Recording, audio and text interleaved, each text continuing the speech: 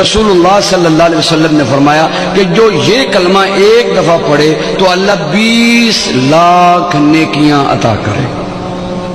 کتنی نیکیاں بھی؟ 20 لاکھ نیکیاں۔ سبحان اللہ، یہ بہت بڑے تاجر کو بھی ایک دن کی کمائی 20 لاکھ تقریباً نہیں ہوتی ہوگی، تو وہ کوشش کے ساتھ پہنچ جائے تو پہنچ جائے۔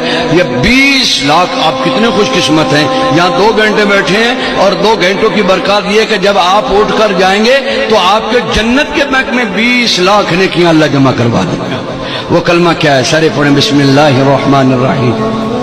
لا الہ الا اللہ وحدہ لا شریک لہ احدا صمدا لم یلد ولم یولد ولم یکن لہ کفوا احد۔ جس نے پڑھا اس کو مبارک ہو۔